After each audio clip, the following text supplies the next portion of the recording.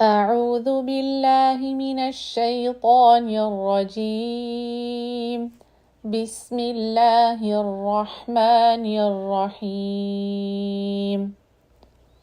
محمد رسول الله والذين معه أشداء على الكفار رحماء بينهم تراهم ركعا سجدا يبتغون فضلا من الله ورضوانا سيماهم في وجوههم من أثر السجود ذلك مثلهم في التوراة ومثلهم في الإنجيل كزرع أخرج شطأه فآزره فاستغلظ فاستوى على سوقه يعجب الزراع ليغيظ بهم الكفار وعد الله الذين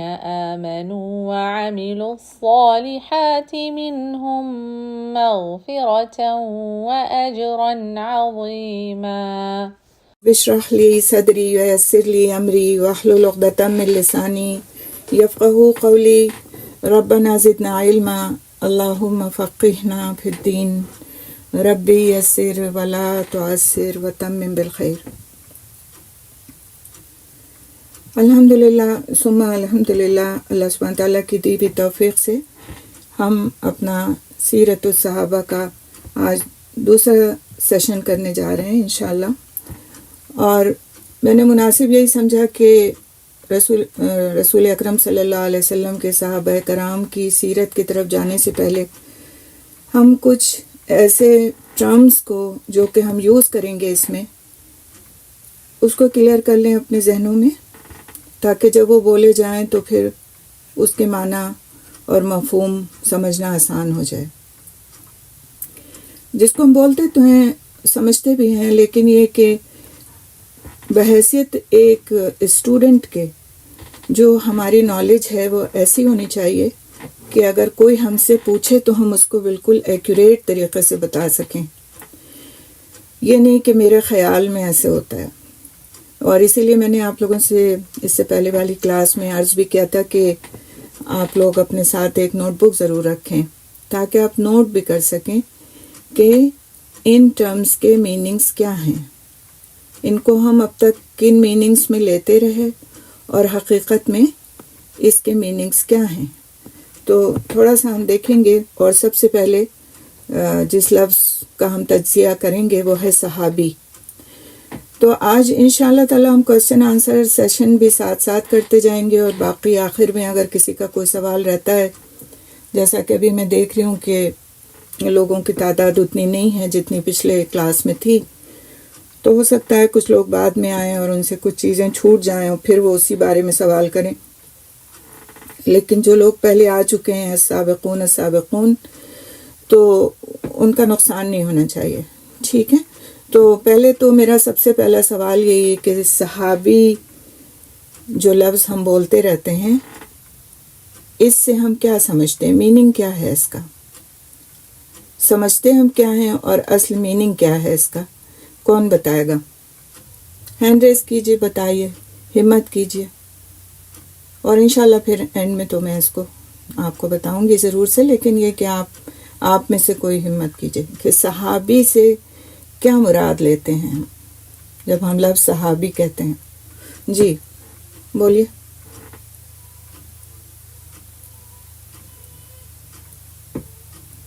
ٹھیک ہے، بالکل صحیح. اس کا جو روٹ ورڈ ہے صحابی کا وہ ہے صاد، ہا اور با، جس سے الفاظ بنتے ہیں صاحبہ، صحبت، اور جس کے میننگز ہیں ساتھ دینا، ہم نشینی اختیار کرنا، رفاقت، ساتھ رہنا. ٹھیک ہے، یہ اس کے میننگز ہیں. اور صاحب کا مطلب کیا ہے پھر؟ کون بتائے گا؟ صاحب کا مطلب کیا ہوگا؟ جی بولیے آپ روزی. جی مائک اوپن کیجئے، جب آپ ہینڈ ریز کریں تو مائک بھی اوپن کیا کیجئے.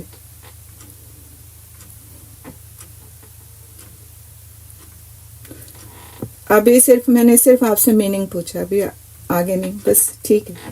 صاحب کا مطلب ہے ساتھ رہنے والا، ساتھی جس کو آپ کہہ لیں. ٹھیک ہے، اب ہم دیکھیں گے انشاءاللہ کہ شرعی فقہی اصطلاحی معنی اس کے کیا ہیں. ابھی تو ہم نے لفظی معنی اس کے لیے جو ڈکشنری میں ہمیں ملتے ہیں اس لفظ کے میننگ. لیکن جیسا کہ ہم نے پہلے بھی دیکھا تھا جب ہم نے سیرہ پڑھی تھی کہ سیرہ کا ایک تو لفظی معنی تھا اور ایک اس کا شرعی اور فقہی معنی تھا. ٹھیک ہے، ٹرمنالوجی میں ہم اس کو کس سینس میں یوز کرتے ہیں وہ معنی تھا.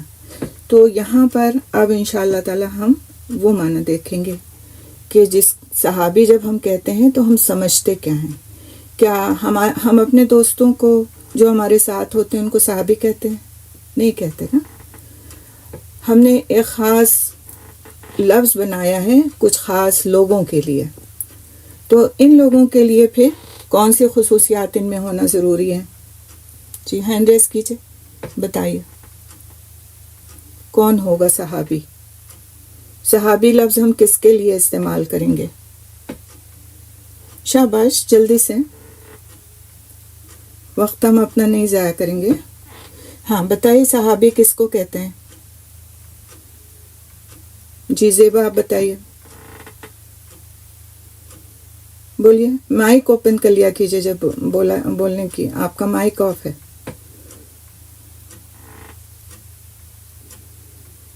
آپ بول رہی ہوں گی لیکن مجھے سنائی نہیں دے رہا کیونکہ آپ کا مائک آف ہے.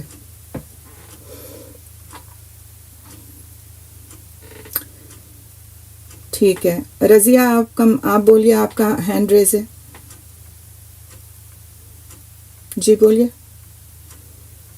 مائک آف ہے آپ کا بھی.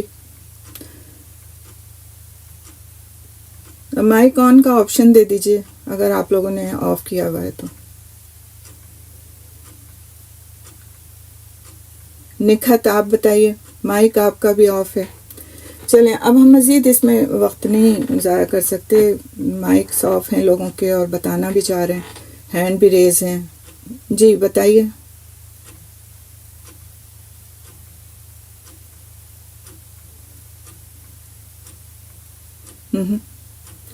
ٹھیک ہے، ایمان کی حالت میں دیکھا ہو آپ صلی اللہ علیہ وسلم کو، یہ ایک ڈیفینیشن دی جاتی ہے، لیکن آج ہم اسے مزید ایکوریٹ طریقے سے دیکھیں گے.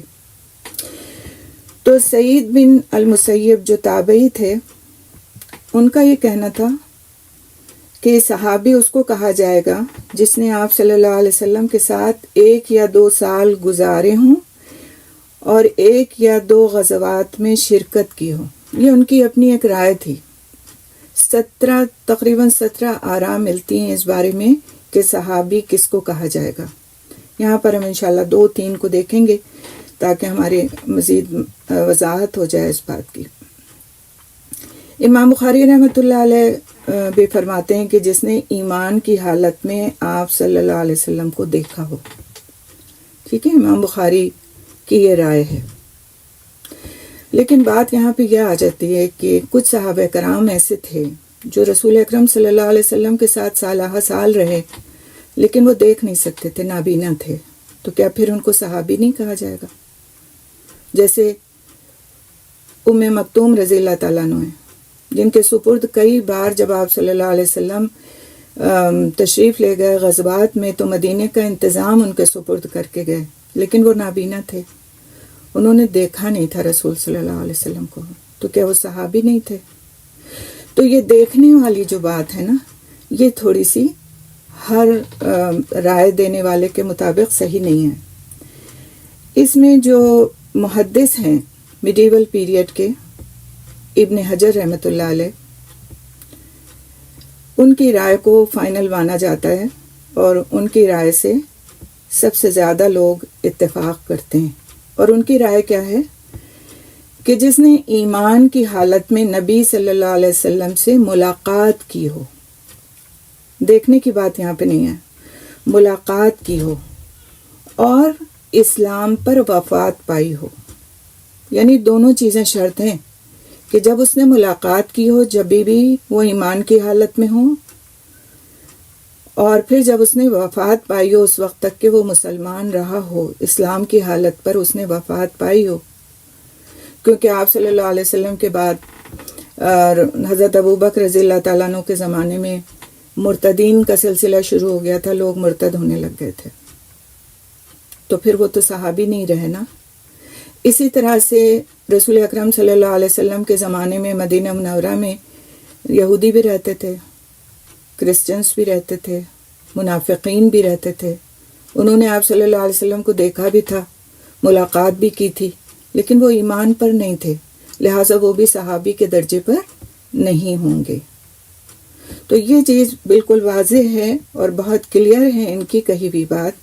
اور فائنلی جس نے زیادہ تر محدثین نے، اہل سیر نے، یعنی سیرت کی کتابیں لکھنے والوں نے اس کو ایکسیپٹ کیا ہے کہ جس نے ایمان کی حالت میں نبی صلی اللہ علیہ وسلم سے ملاقات کی ہو اور اسلام پر وفات پائی ہو، اس کو ہم صحابی کہیں گے. کلیئر ہو گئی بات سب کو؟ کوئی ڈاؤٹ نہیں رہا نا؟ الحمدللہ.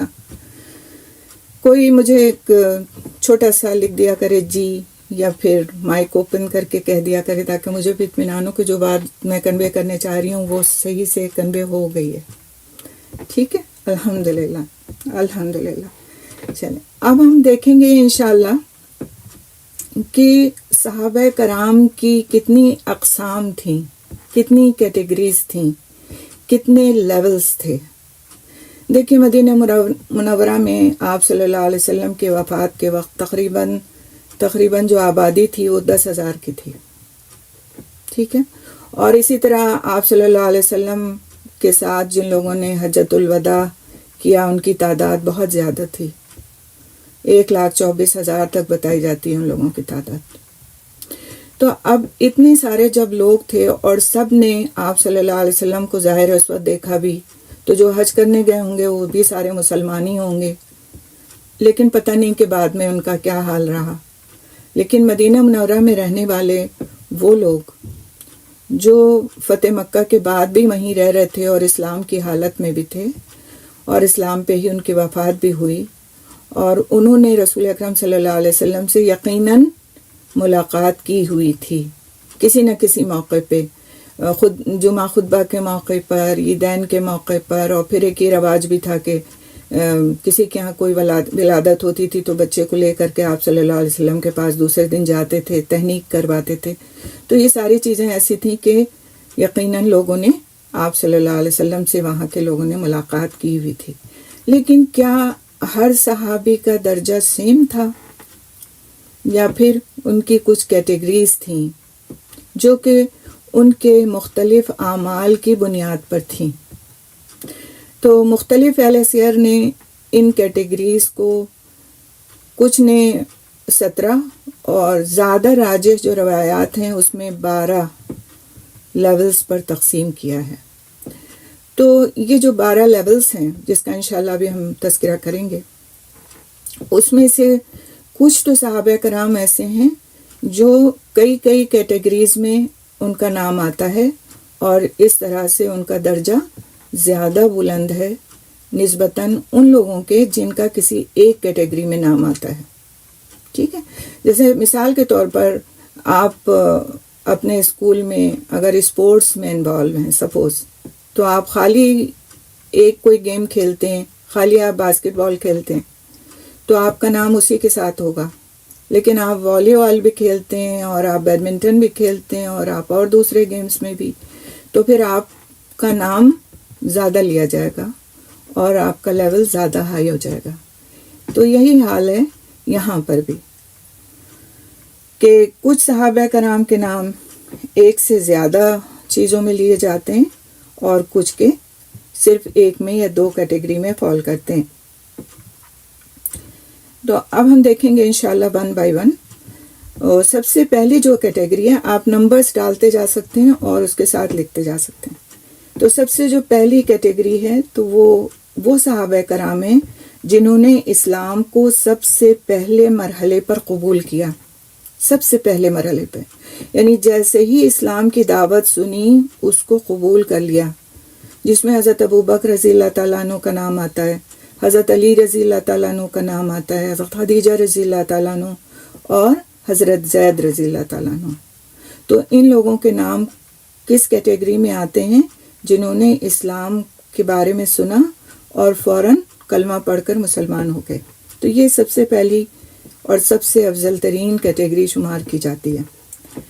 پھر دوسری کیٹیگری جو ہے اس میں وہ لوگ آتے ہیں جنہوں نے دار الندوہ میں اسلام قبول کیا۔ اب یہ دار الندوہ کیا تھا؟ دار الندوہ وہ جگہ تھی جو مکہ مکرمہ میں تھوڑا سا شہر سے ہٹ کر کے ایک جگہ پر ایک سینٹر کے طور پر بنائی گئی تھی، اور جہاں پر جو مسلمان ہو گئے تھے لوگ وہ اکٹھا ہوتے تھے اور مشورے کرتے تھے آپس میں، اور ایک دوسرے کو کے ساتھ میں تعاون کرنے کی بات کرتے تھے، اور کس طرح تعاون کیا جائے گا، کس طرح دعوت دی جائے گی، ان ساری چیزوں کے بارے میں بات ہوتی تھی۔ تو جیسے حضرت عمر رضی اللہ تعالیٰ عنہ جب مسلمان ہوئے ہیں تو دار الندوہ تشریف لے گئے تھے اور وہاں جا کر کے مسلمان ہوئے تھے۔ اسی طرح کئی صحابہ کرام نے جنہوں نے سیکنڈ فیز میں اسلام کو قبول کیا، وہ دار الندوہ میں جا کر ہونے والے مسلمانوں کی وہ کیٹیگری ہے۔ تھرڈ کیٹیگری میں وہ لوگ آتے ہیں، وہ صحابہ کرام آتے ہیں جنہوں نے ہجرت حبشہ کی۔ جب آپ نے سیرہ پڑھی تھی تو آپ نے پڑھا تھا اس میں کہ پہلی ہجرت جو ہوئی ہے وہ حبشہ کی طرف ہوئی تھی، ایبیسینیا کی طرف۔ آپ صلی اللہ علیہ وسلم کی اجازت سے کچھ لوگ حبشہ کی طرف ہجرت کر گئے تھے، بہت زیادہ جب مظالم بڑھ گئے تھے مسلمانوں کے اوپر، تو آپ صلی اللہ علیہ وسلم کو بھی اللہ سبحانہ تعالیٰ کی طرف سے ہجرت کی اجازت نہیں ملی تھی، اور آپ صلی اللہ علیہ وسلم نے مدینے کی طرف ابھی ہجرت نہیں کی تھی، لیکن کچھ لوگوں کو آپ صلی اللہ علیہ وسلم نے اجازت دے دی تھی کہ وہ حبشہ کی طرف ہجرت کر جائیں، اور آپ صلی اللہ علیہ وسلم نے انہیں دوہرے اجر کی بشارت دی۔ یہ وہ صحابہ کرام ہیں جنہیں دوہرے اجر کی بشارت دی گئی۔ ٹھیک ہے، تو یہ تھرڈ کیٹیگری تھی۔ پھر فورتھ کیٹیگری آتی ہے وہ لوگ، وہ صحابہ کرام جنہوں نے پہلی بیعت عقبہ میں شرکت کی تھی، اور ان کی تعداد 12 بتائی جاتی ہے۔ یعنی کچھ لوگ مدینہ منورہ سے تشریف لائے تھے، اور اس کے بعد انہوں نے آپ صلی اللہ علیہ وسلم سے عہد و پیمان کیا بھی تھا، لیا بھی تھا کہ وہ آپ صلی اللہ علیہ وسلم کی مدد کریں گے، اگرچہ رسول اکرم صلی اللہ علیہ وسلم مدینہ منورہ تشریف لے آئیں تو وہاں پر دین کا کام کرنے اور دعوت کرنے میں وہ مدد کریں گے، اور اسی طرح کے اور دوسرے عہد و پیمان۔ تو ان کی تعداد 12 بتائی جاتی ہے۔ پھر وہی لوگ اور ان کے ساتھ کچھ اور لوگ مل کر کے دوسرے سال آئے، اور اس کو دوسری بیعت عقبہ کہا جاتا ہے، اور اس میں انہوں نے شرکت کی، اور یہ 5ویں کیٹیگری ہے۔ ابھی تک ہم نے 4 پڑھی۔ پہلی جو سب سے پہلے ایمان لیا ہے، جیسے ہی دین آیا ویسے ہی، جیسے ہی آپ صلی اللہ علیہ وسلم پر پہلی وحی نازل ہوئی اور آپ نے دعوت دی اسلام کی، ویسے ہی۔ دوسری کیٹیگری جو اس دار الندوہ میں جنہوں نے اسلام قبول کیا۔ تیسری کیٹیگری جس نے پہلی ہجرت حبشہ کی۔ چوتھی کیٹیگری جس نے پہلی بیعت عقبہ میں شرکت کی، اور ان کی تعداد 12 ہیں۔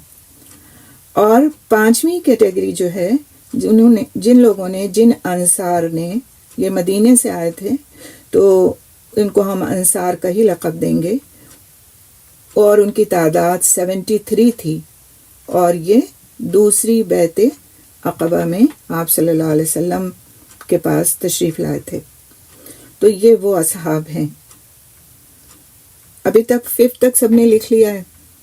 کوئی مجھے بتایا، کوئی مشکل تو نہیں ہو رہی لکھنے میں؟ فالو کر رہے ہیں؟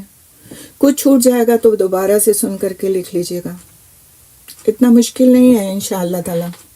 اس سے باتیں آپ کو بہت واضح ہو جائیں گی کہ کیا ہر صحابی ایک ہی لیول پر ہے، کیا ہر صحابی کا درجہ، چاہے اس نے کم قربانیاں دی ہوں یا زیادہ دی ہوں، دونوں حساب سے ایک ہی ہے۔ تو پھر ہم عشرہ مبشرہ کیوں کہتے ہیں 10 صحابیوں کو، اور پھر ہم 4 کو اور زیادہ خلفائے راشدین کے درجے پر کیوں رکھتے ہیں؟ تو یہ جو سارے کیوں ہیں نا، ان کا جواب انشاءاللہ تعالی ان اقسام کو پڑھنے کے ساتھ ہم کو مل جائے گا۔ پھر چھٹی کیٹیگری ہے کہ جنہوں نے مدینہ منورہ کی طرف ابتدائی دور میں ہجرت کی، یعنی آپ صلی اللہ علیہ وسلم جب تشریف لے گئے تھے مدینہ منورہ ہجرت کر کے، اس کے بعد ابھی آپ صلی اللہ علیہ وسلم قباء میں تشریف فرما تھے اور وہاں پر مسجد تعمیر فرما رہے تھے، اس وقت میں کئی گروپس نے ہجرت کی اور وہ مدینہ منورہ آ گئے۔ تو چھٹی کیٹیگری یا چھٹا لیول ان لوگوں کو دیا جاتا ہے، ان صحابہ کرام کو دیا جاتا ہے جنہوں نے مدینہ منورہ کی طرف ابتدائی دور میں ہجرت کی، بالکل بگننگ میں ہجرت کی۔ نیکسٹ 7th کیٹیگری ہے جس میں وہ صحابہ کرام آتے ہیں جنہوں نے جنگ بدر میں شرکت کی، اور ان کی تعداد 313 بتائی جاتی ہے، جنگ بدر میں جنہوں نے شرکت کی۔ تو اب جنہوں نے جنگ بدر میں شرکت کی، اس میں جو ہم نے اس سے پہلے کی کیٹیگریز پڑھی ہیں اس میں کے بھی بہت سارے لوگ شامل تھے۔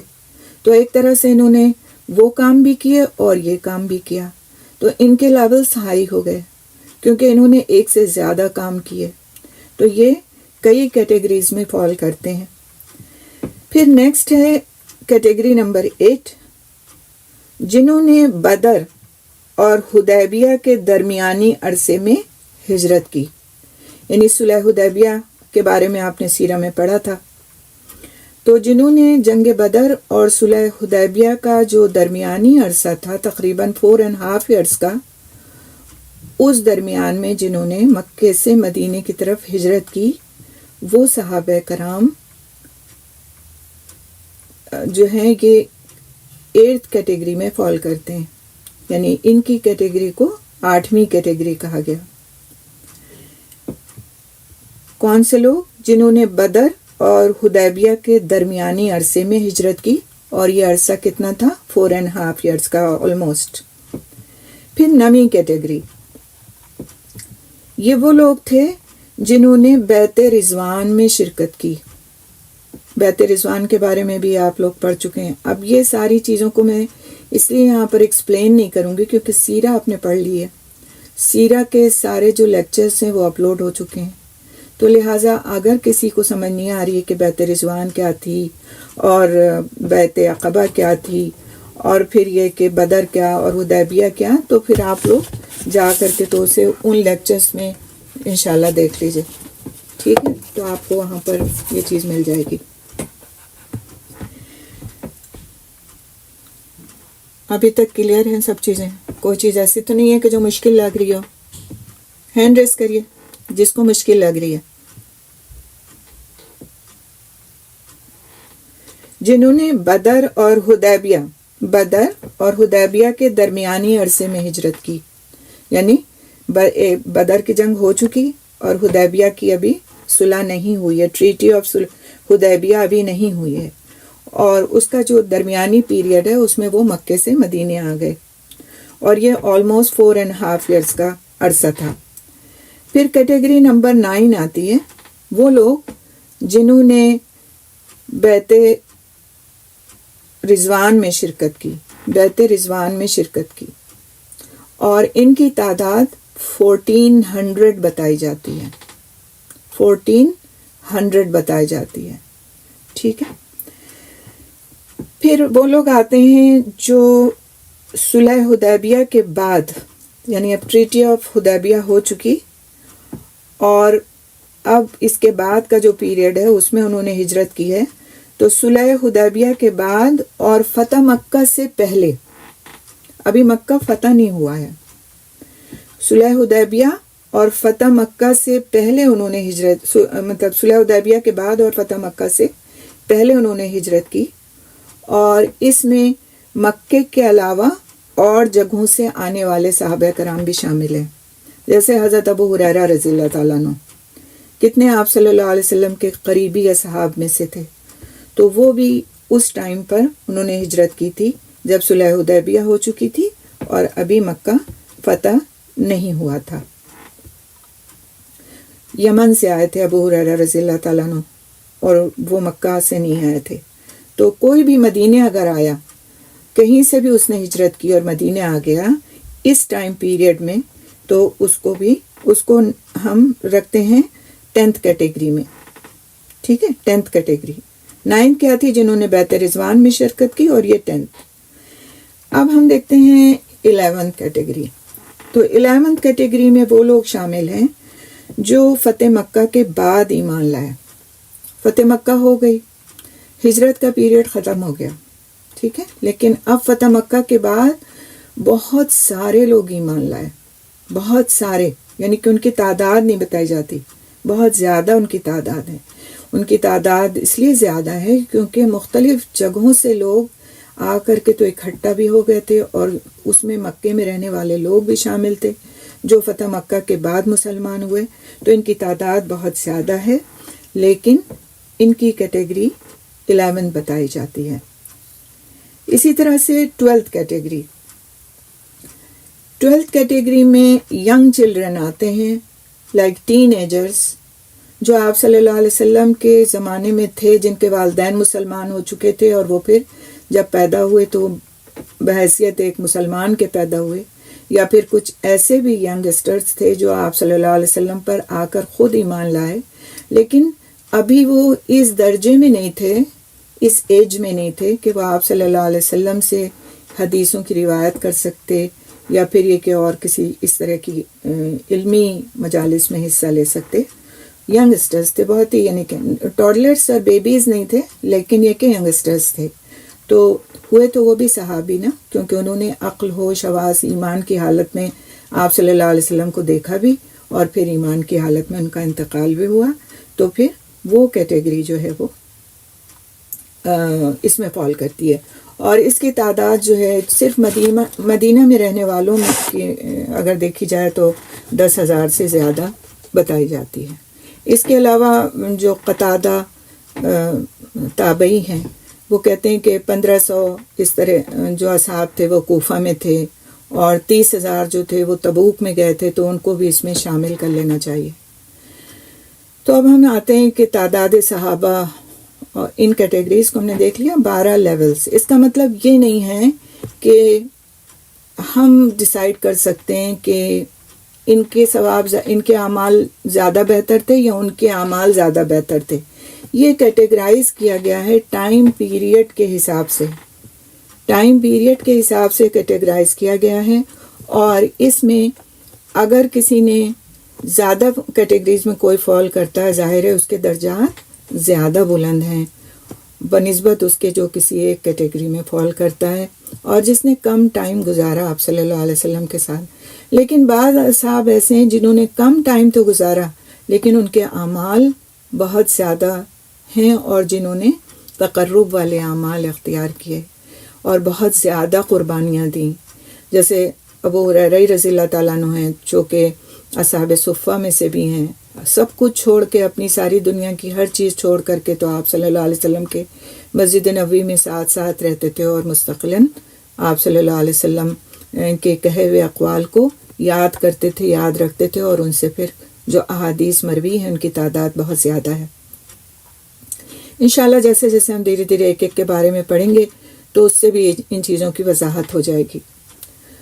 تو سارے صحابہ کے نام ہم کو نہیں ملتے ہیں، اور جن کے ملتے ہیں ان کی تعداد 4 سے 5,000 ہے. مختلف کتابوں میں جو نام ملتے ہیں صحابہ کرام کے، ان کی تعداد 4 سے 5,000 ہے.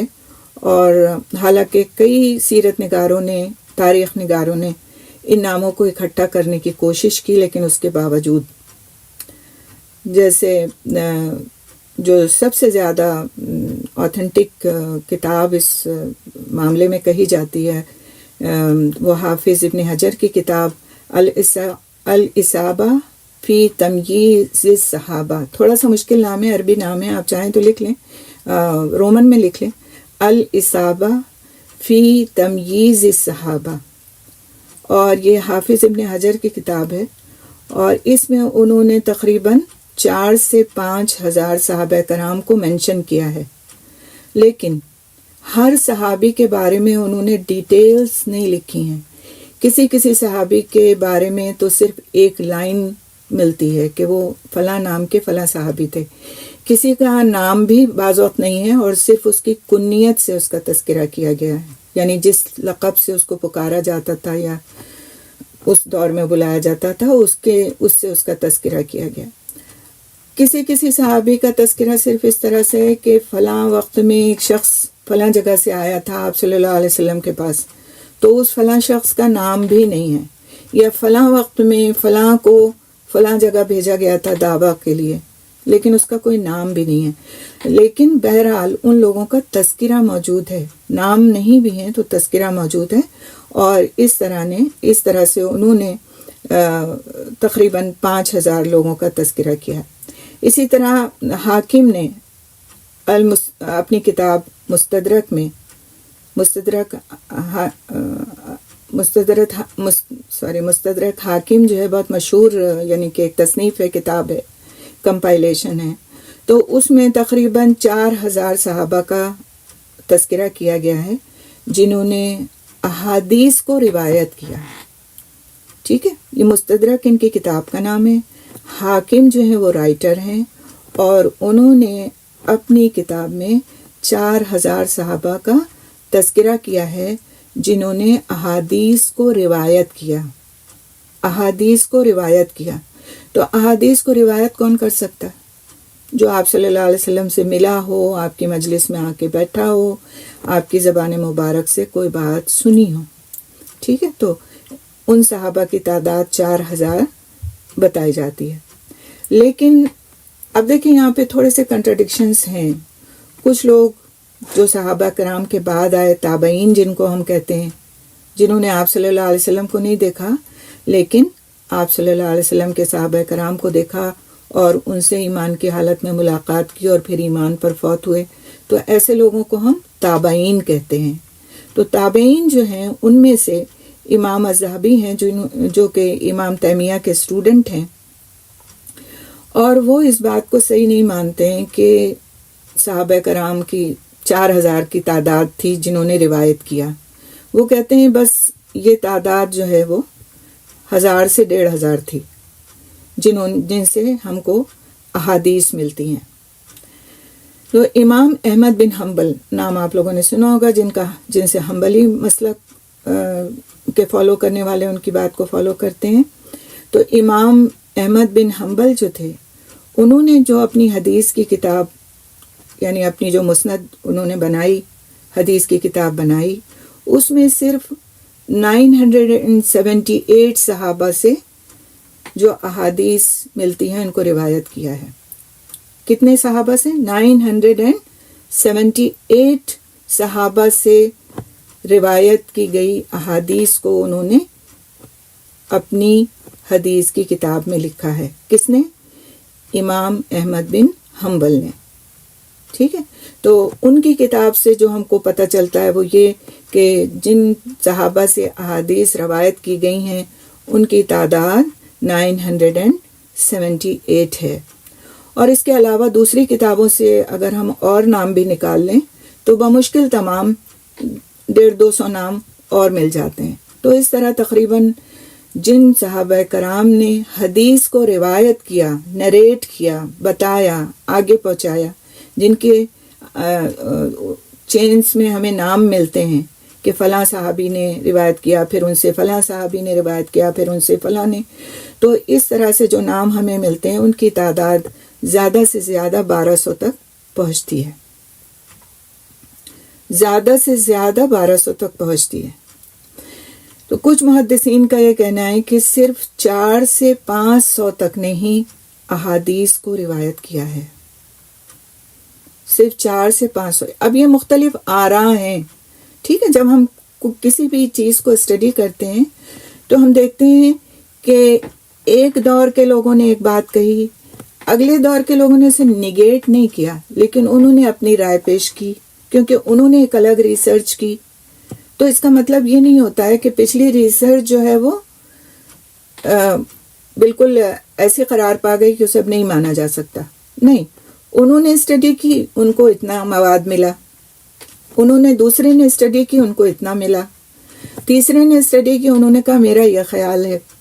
تو یہ مختلف جو سیرت نگار ہیں، مختلف جو یہ تاریخ نگار ہیں، مختلف یہ جو محدثین ہیں جن کا نام میں آپ کے سامنے لے رہی ہوں چند ایک کا، تاکہ بہت ہیوی نہ ہو آپ کے لیے، تو ان کی یہ مختلف آراء ہیں، مختلف خیالات ہیں جس کو انہوں نے تصنیف کیا اور بتایا. کسی نے کہا کہ 4 سے 5,000، کسی نے کہا کہ نہیں 1200، کسی نے کہا نہیں 1000 کے اندر، کسی نے کہا نہیں بمشکل 4 سے 500. تو یہ مختلف آراء ہیں. یہ کن کے بارے میں ہیں؟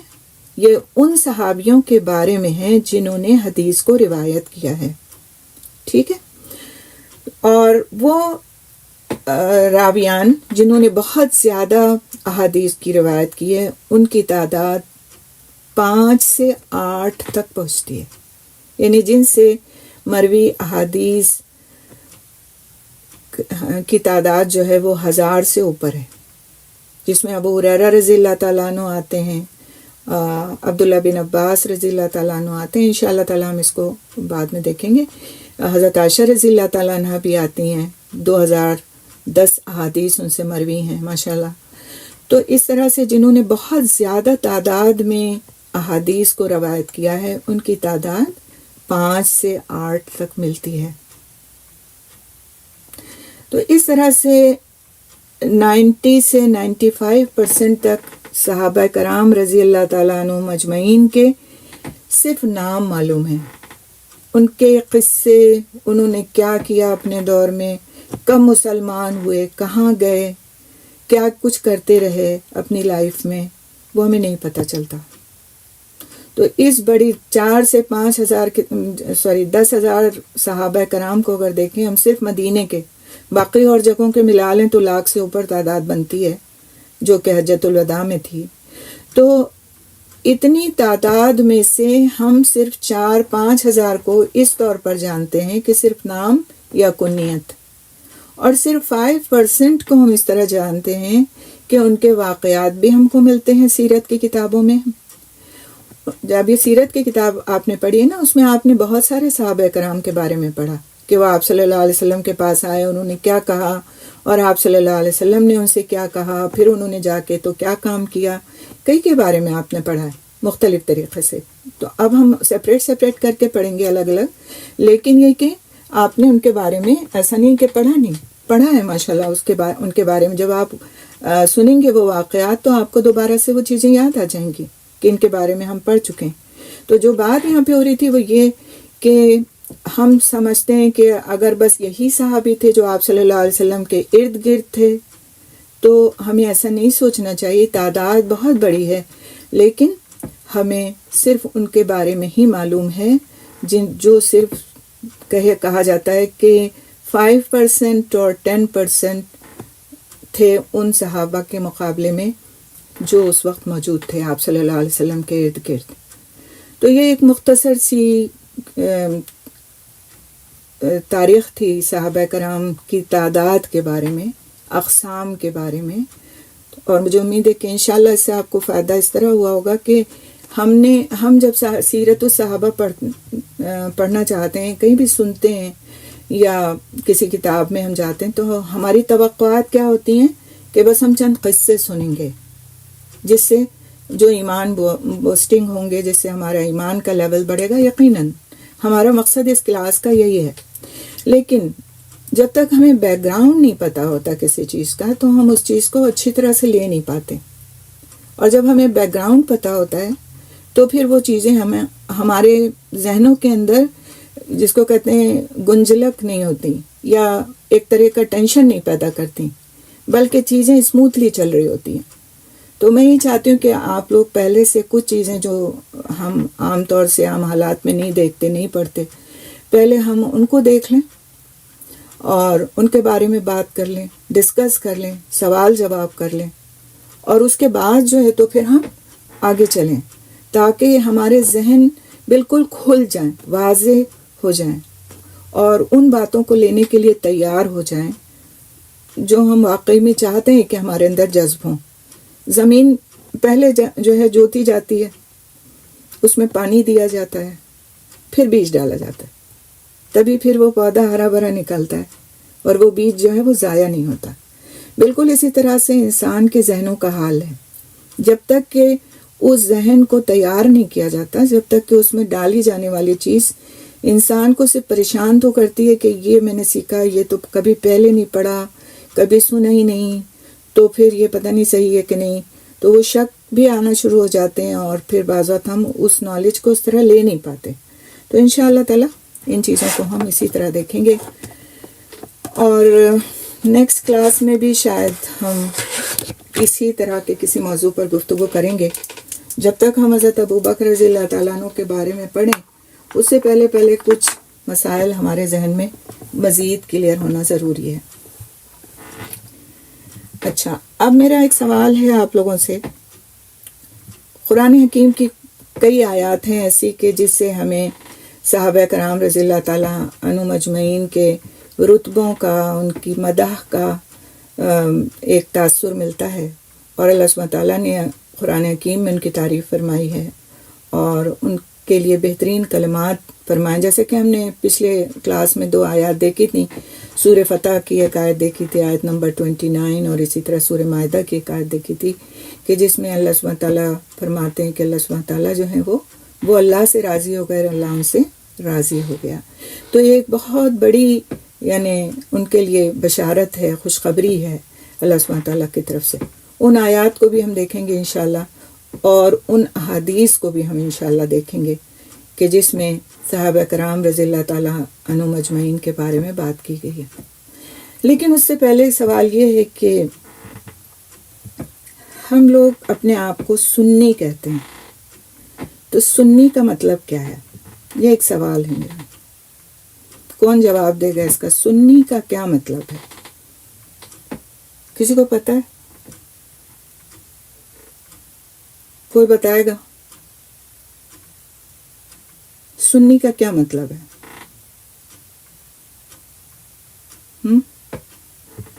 بچپن سے آج تک ہم سنی ہیں، لیکن ہم کو پتہ نہیں ہم سنی کیوں ہیں،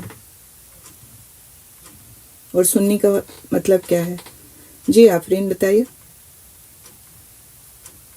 ہاں، سن کے عمل کرنے والا، اوکے۔ اور دوسرا کوئی؟ زہا آپ بتائیے۔ جی آپ کا مائک اوپن تھا، ہینڈ ریز تھا آپ کا۔ اور کون ہے؟ شبانہ زاہد آپ بتائیے۔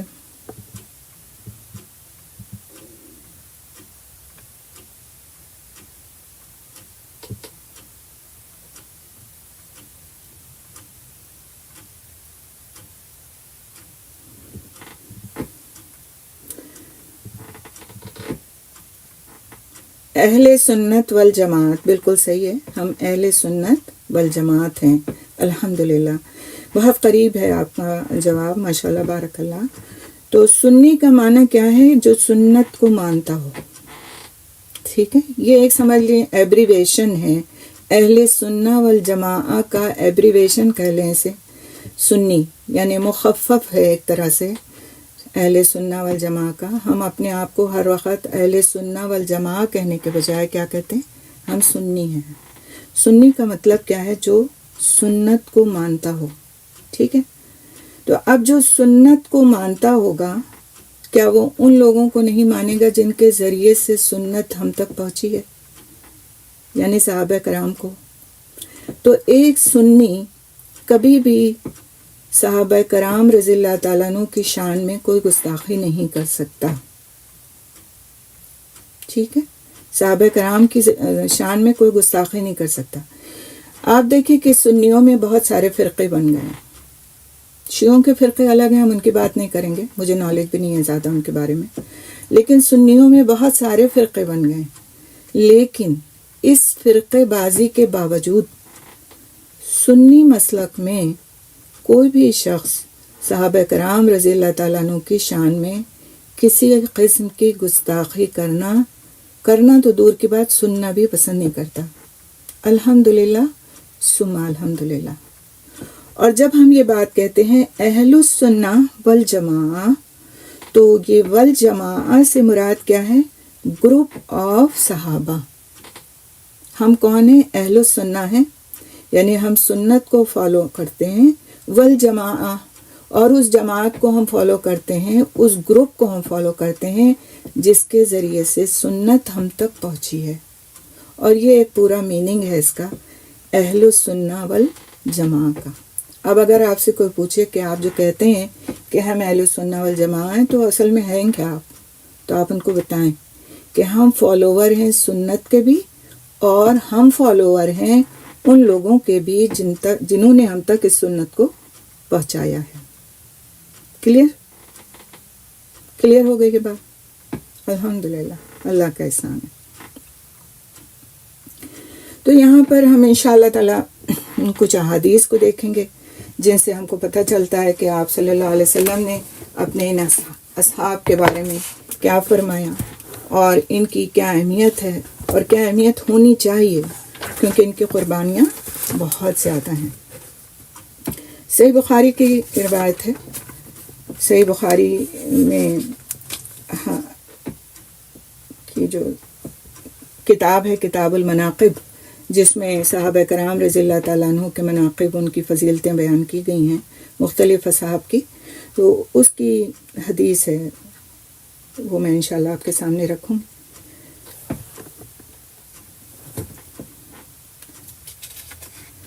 تو جابر بن عبداللہ رضی اللہ تعالیٰ عنہ بیان فرماتے ہیں، وہ کہتے تھے کہ ہم سے ابو سعید خدری رضی اللہ تعالیٰ عنہ نے بیان کیا کہ حضرت صلی اللہ علیہ وسلم نے فرمایا، ایک زمانہ لوگوں پر ایسا آئے گا کہ جماعتیں کی جماعتیں جہاد کریں گی. ان سے پوچھا جائے گا تم میں کوئی حضرت صلی اللہ علیہ وسلم کا صحابی ہے؟ وہ کہیں گے ہاں ہے، اور پھر یعنی اس کی برکت سے فتح ہوگی، یعنی اس صحابی کی برکت سے فتح ہوگی. پھر ایک زمانہ لوگوں پر ایسا آئے گا کہ جماعتیں جہاد کریں گی. ان سے پوچھا جائے گا تم میں کوئی شخص ایسا ہے جو کسی صحابی کی صحبت میں رہا ہو، یعنی کہ تابعی ہو؟ وہ کہیں گے ہاں ہے. تب ان کی فتح ہوگی، یعنی پھر اس کی بھی برکتیں ہوں گی، اس تابعی کی بھی، اور ان کی فتح ہوگی. اور پھر ایک زمانہ ایسا آئے گا کہ جماعتیں جہاد کریں گی. ان سے پوچھا جائے گا تم میں کوئی ایسا آدمی ہے جو ایسے شخص کی صحبت میں رہا ہو جو صحابی کی صحبت میں رہا ہو. یعنی اب تھرڈ جنریشن والی بات آ گئی، یعنی ان کو کہتے ہیں صحابی کی صحبت میں جو رہا وہ تابعی ہو گیا، اور تابعی کی صحبت میں جو رہا وہ اس کو کہتے ہیں ہم تبع تابعی. تبع تابعی یعنی تابعی کی اتباع کرنے والا، تابعی کو فالو کرنے والا. تو پوچھا جائے گا کہ تم میں کوئی ایسا آدمی ہے جو ایسے شخص کی صحبت میں رہا ہو جو صحابی کی صحبت میں رہا ہو، یعنی تبع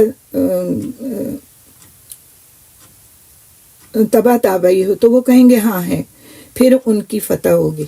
یعنی کہ تینوں کیٹیگریز کے بارے میں پوچھا گیا، صحابی کے بارے میں، تابعی کے بارے میں، اور تبع تابعی کے بارے میں. اسی طرح سے ایک اور حدیث ہے کہ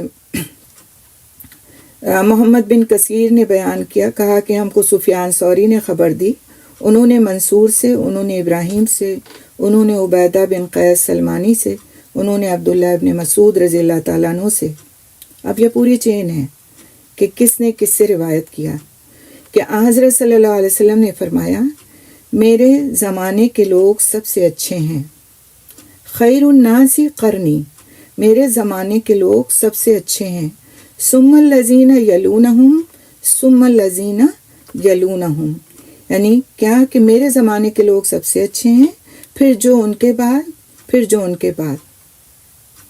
تو آپ صلی اللہ علیہ وسلم نے اس طرح سے ان کو خیر الناس کہا، جو آپ صلی اللہ علیہ وسلم کے زمانے میں تھے اور پھر آپ صلی اللہ علیہ وسلم کے زمانے کے بعد تھے، تابعین تھے، اور پھر تبع تابعین کے بارے میں بھی اس سے پہلے کی حدیث میں آپ نے دیکھا. اسی طرح سے ایک حدیث میں آتا ہے کہ ہم سے آدم بن ابی ایاس نے بیان کیا، کہا ہم سے شعبہ نے، انہوں نے اعمش سے کہا، میں نے ذکوان سے سنا. وہ ابو سعید خدری رضی اللہ تعالیٰ عنہ سے روایت کرتے تھے کہ حضرت صلی اللہ علیہ وسلم نے فرمایا میرے اصحاب کو برا نہ کہو، میرے اصحاب کو برا نہ کہو. اگر تم میں سے کوئی احد پہاڑ برابر سونا خرچ کرے یعنی اللہ کے راستے میں تو ان کے مد یا آدھے مد یعنی غلے کا ایک ناپ تھا مد جس کو جیسے ہم کہتے ہیں کلو یا آدھا کلو اس کے برابر نہیں ہو سکتا. ان کے مد یا آدھے مد کے برابر نہیں ہو سکتا. یعنی انہوں نے جس دور میں خرچ کیا جس دور میں انہوں نے اپنا مال اللہ کے راستے میں نکالا خواہ وہ بہت تھوڑا تھا وہ اللہ کی نظر میں اتنا اہم ہے کہ آج اگر تم احد پہاڑ کے برابر سونا خرچ کر دو تو بھی اس کے پاسنگ نہیں ہو سکتا اس کے برابر نہیں ہو سکتا جو انہوں نے اس دور میں خرچ کیا. اور اسی طرح سے قرآن حکیم میں بھی کافی کئی آیات ہیں جس میں اصحاب رسول صلی اللہ علیہ وسلم کی فضیلت بیان کی گئی ہے. انشاءاللہ تعالیٰ تھوڑا سا ٹائم ہے ہمارے پاس تو اس میں ہم کچھ آیات کو دیکھ لیتے ہیں جو بھی دیکھ سکیں گے. سب سے جو پہلی سورہ بقرہ میں بھی کچھ آیات ہیں, سورہ آل عمران میں بھی کچھ آیات ہیں, لیکن یہاں پہ ہم انشاءاللہ جو دیکھیں گے وہ ہم دیکھیں گے سورہ انفال کی آیت کو. سورہ انفال کی آیت نمبر ہماری سورہ انفال کی آیت نمبر 72. آپ لوگ اس کو نوٹ بھی کر لیجئے. سورہ انفال کی آیت نمبر 72. ٹھیک ہے, اس کو ہم دیکھیں گے انشاءاللہ. ترجمہ ہے اس کا. جو لوگ ایمان لائے اور ہجرت کی اور اپنے مالوں اور جانوں سے اللہ کی راہ میں جہاد کیا اور جن لوگوں نے ان کو جگہ دی اور مدد کی یعنی انصار, یہ سب آپس میں ایک دوسرے کے رفیق ہیں. قرآن میں کسی کا تذکرہ ہو اچھے الفاظ میں تو یہ کیا ظاہر کرتا ہے کہ اللہ سبحانہ تعالیٰ کی نظر میں ان لوگوں کی اہمیت ہے, ان کے اعمال کی اہمیت ہے, وقت ہے, ان کا اجر محفوظ ہے. اور یہاں پہ ہم دیکھ رہے ہیں جو لوگ ایمان لائے اور ہجرت کی اور اپنے مالوں اور جانوں سے اللہ کی راہ میں جہاد کیا اور جن لوگوں نے ان کو جگہ دی اور مدد کی, یہ سب آپس میں ایک دوسرے کے رفیق ہیں. اور جو ایمان تو لائے لیکن ہجرت نہیں کی, تمہارے لیے ان کی کچھ بھی رفاقت نہیں جب تک کہ وہ ہجرت نہ کریں. ہاں اگر وہ تم سے دین کے بارے میں مدد طلب کریں تو تم پر مدد کرنا ضروری ہے, مگر اس قوم کے خلاف نہیں کہ جن کے اور تمہارے درمیان صلح کا معاہدہ ہے. تم جو کچھ کرتے ہو اللہ اسے خوب دیکھتا ہے. تو یہ آیت نمبر 72 ہے سورہ انفال کی, جس میں صحابہ کرام کا تذکرہ کیا گیا اور ان کو سراہا گیا کہ وہ آپس میں ایک دوسرے کے رفیق ہیں. اسی طرح سے ایک اس کی جو آیت نمبر 74 ہے اس کو بھی ہم دیکھتے ہیں. سورۃ انفال کی ہی آیت نمبر 74. ترجمہ ہے جو لوگ ایمان لائے اور انہوں نے ہجرت کی اور اللہ کی راہ میں جہاد کیا اور جنہوں نے جگہ دی اور مدد پہنچائی وہی لوگ سچے مومن ہیں, ان کے لیے بخشش ہے اور عزت کی روزی. تو آپ دیکھیے کہ صحابہ کرام رضی اللہ تعالیٰ عنہ مجمعین مہاجر کی شکل میں ہوں یا انصار کی شکل میں, اللہ سبحانہ تعالیٰ نے ان کے لیے کیا فرمایا کہ یہی لوگ سچے مومن ہیں, اور پھر ان کے لیے اجر کیا فرمایا, ان کے لیے بخشش ہے اور عزت کی روزی ہے. یعنی جب وہ آخرت میں ان کا حشر کے میدان میں ہوں گے تو ان کے لیے اللہ سبحانہ تعالیٰ کی طرف سے یہ انعام ہوگا. اسی طرح سے سورہ توبہ کی آیت نمبر 100 ہے. سورہ توبہ کی آیت نمبر 100. ترجمہ ہے اور جو مہاجرین اور انصار سابق اور مقدم ہیں اور جتنے لوگ اخلاص کے ساتھ ان کے پیرو ہیں, اللہ ان سب سے راضی ہوا اور وہ سب اس سے راضی ہوئے. اللہ نے ان کے لیے ایسے باغ تیار کر رکھے ہیں جن کے نیچے نہریں جاری ہوں گی, جن میں ہمیشہ رہیں گے. یہ بڑی کامیابی ہے. تو سبحان اللہ, اللہ سبحانہ تعالیٰ کن کن الفاظ میں ان انصار اور مہاجرین کی تعریف فرما رہے ہیں جنہوں نے آپ صلی اللہ علیہ وسلم کا ساتھ اختیار کیا, ایمان لائے اور پھر دین کے راستے میں اپنے آپ کو لگا دیا اور کھپا دیا. اسی طرح سورہ نحل میں ہم دیکھتے ہیں, سورہ نحل کی آیت نمبر 110 ہے. اس کا ترجمہ ہے جن لوگوں نے فتنوں میں ڈالے جانے کے بعد ہجرت کی، یعنی کہ ظاہر فتنے کا مطلب کیا تھا؟ ٹیسٹ تھے ان کے، جو کہ ایمان لانے کی وجہ سے مکے میں ان کے ہوئے، اور ان کو مارا پیٹا گیا اور ستایا گیا اور ہر طرح سے ان کو اذیت دی گئی۔ ان کے بارے میں ہے کہ جن لوگوں نے فتنوں میں ڈالے جانے کے بعد ہجرت کی، پھر جہاد کیا اور صبر کا ثبوت دیا۔ کیا کیا؟ صبر کا ثبوت دیا۔ بے شک تیرا پروردگار ان باتوں کے بعد انہیں بخشنے والا اور مہربانیاں کرنے والا ہے۔ یعنی جو یہ ان کے اعمال ہیں، اس کے بعد ان کا اجر کیا ہے کہ ان کی بخشش اور پھر ان کے اوپر اللہ سبحانہ تعالیٰ مہربان ہوں گے۔ اسی طرح سے سورہ حج کی آیت ہے، سورہ حج کی آیت ہم دیکھیں گے انشاءاللہ، آیت نمبر 40 سورہ حج۔ ترجمہ ہے، وہ لوگ جنہیں ناحق اپنے گھروں سے نکالا گیا صرف ان کے اس قول پر کہ ہمارا رب فقط اللہ ہے، اور اگر اللہ لوگوں کو ایک دوسرے سے نہ ہٹاتا تو راہبوں کے عبادت خانے اور گرجے اور یہود کے معبد اور وہ مسجدیں بھی ڈھا دیے جاتے جہاں اللہ کا نام بکثرت لیا جاتا ہے۔ آگے اللہ سبحانہ تعالیٰ فرماتے ہیں، بہت خوبصورت بات ہے، وَلَيَنْصُرَنَّ اللَّهُ مَن يَنْصُرُهُ إِنَّ اللَّهَ لَقَوِيٌّ عَزِيزٌ، جو اللہ کی مدد کرے گا اللہ بھی ضرور اس کی مدد کرے گا، بے شک اللہ بڑی قوتوں والا، بڑے غلبے والا ہے۔ تو یہاں بھی بات کس کے بارے میں کہی جا رہی ہے؟ وہ لوگ جنہیں ناحق اپنے گھروں سے نکالا گیا صرف ان کے اس قول پر کہ ہمارا رب فقط اللہ ہے۔ تو سورہ حج کی آیت، اس میں بھی مدح ہے صحابہ کرام رضی اللہ تعالیٰ عنہم اجمعین کی۔ اسی طرح سورہ احزاب کی آیت ہم دیکھتے ہیں، آیت نمبر 22، اس میں بھی صحابہ کرام کی مدح ہے۔ ترجمہ ہے، اور ایمانداروں نے جب لشکروں کو دیکھا، کن کے لشکروں کو؟ کفار کے لشکروں کو، تو کہہ اٹھے، یعنی بے ساختہ کہہ اٹھے کہ انہی کا وعدہ ہمیں اللہ نے اور اس کے رسول نے دیا تھا، اور اللہ اور اس کے رسول نے سچ فرمایا، اور اس چیز نے ان کے ایمان میں اور شیوہ فرما برداری میں اضافہ کر دیا۔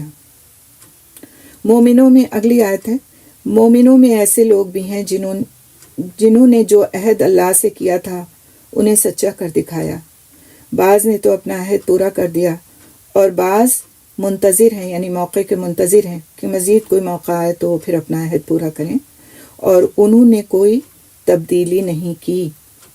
آگے اللہ سبحانہ تعالیٰ فرماتے ہیں، تاکہ اللہ سچوں کو ان کی سچائی کا بدلہ دے، اور اگر چاہے تو منافقوں کو سزا دے یا ان کی توبہ قبول فرمائے، اللہ بڑا ہی بخشنے والا، بہت مہربان ہے۔ تو ان آیات میں بھی اللہ سبحانہ تعالیٰ نے تعریف فرمائی ہے ان لوگوں کی جنہوں نے اللہ سبحانہ تعالیٰ کے راستے میں جہاد کیا۔ اسی طرح سے سورہ حجرات کی ایک آیت ہے،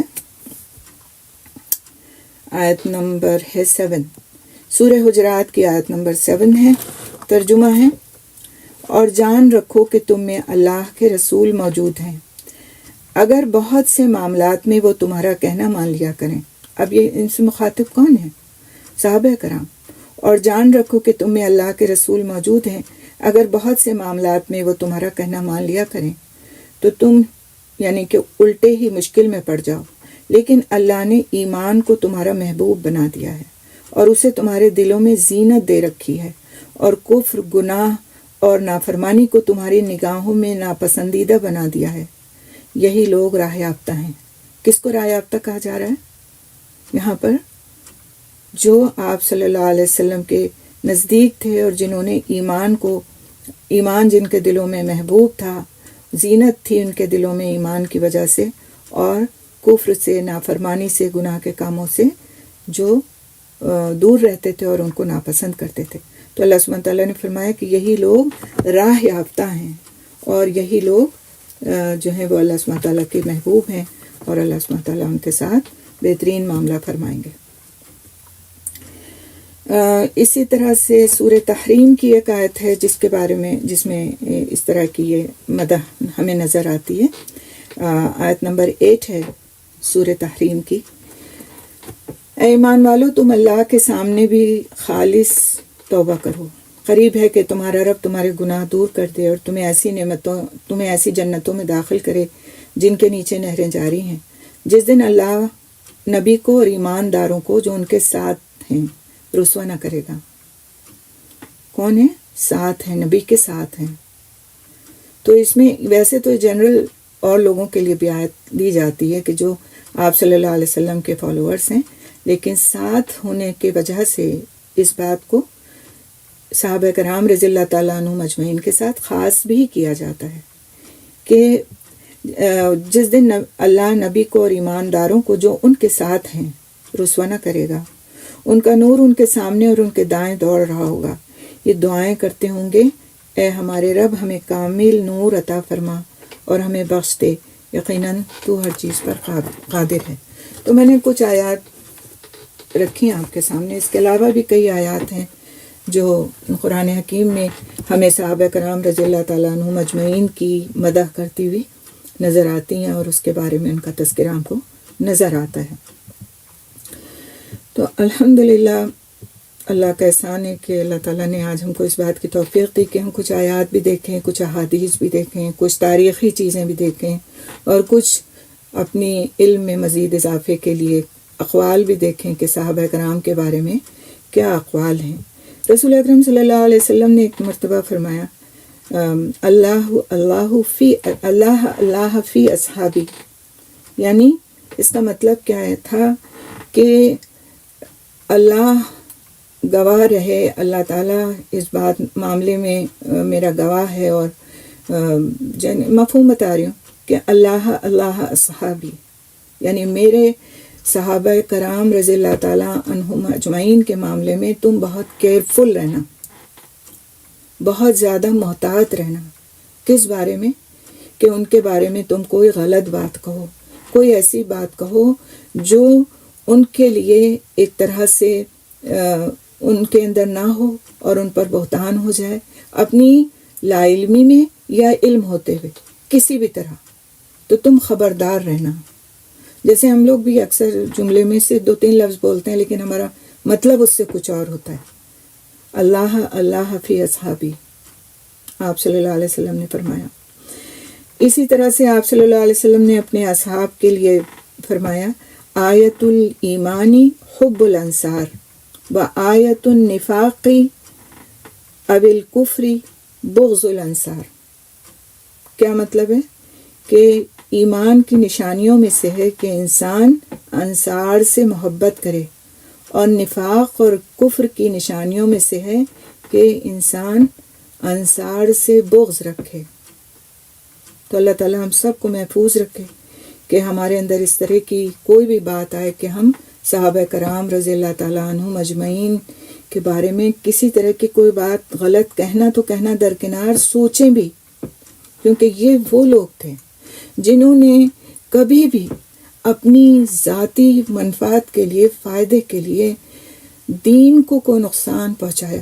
یہ وہ لوگ تھے کہ انہوں نے کبھی ایسا نہیں کیا کہ انہوں نے دین کو نقصان پہنچانے کے بارے میں کبھی سوچا بھی ہو اپنے ذاتی فائدے کے خاطر، بلکہ انہوں نے ہمیشہ اپنے جان، مال، اپنی اولاد، اپنے گھر بار، اپنے عزیز و رشتہ دار، ہر چیز کے قربانی دے کر دین کے راستے کے لیے کام کیا.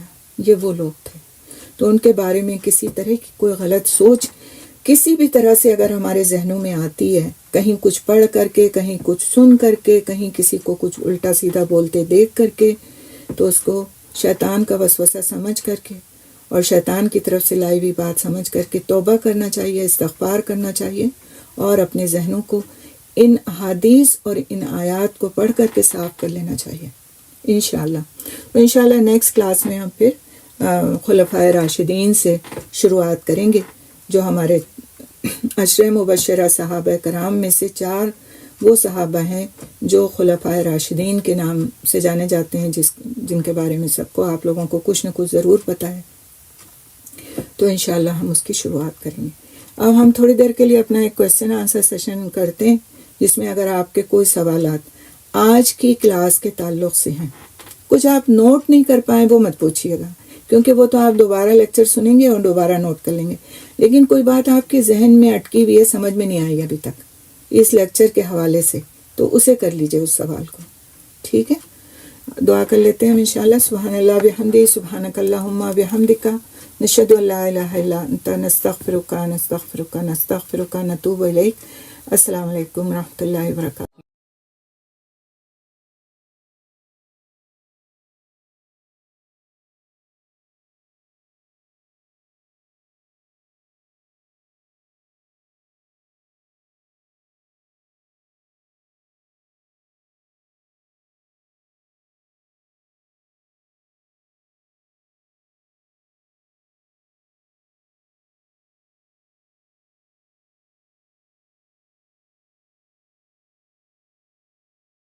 محمد رسول الله والذين معه أشداء على الكفار رحماء بينهم تراهم ركعا سجدا يبتغون فضلا من الله ورضوانا سيماهم في وجوههم من أثر السجود ذلك مثلهم في التوراة ومثلهم في الإنجيل كزرع أخرج شطأه فآزره فاستغلظ فاستوى على سوقه يعجب الزراع ليغيظ بهم الكفار وعد الله الذين آمنوا وعملوا الصالحات منهم مغفرة وأجرا عظيما.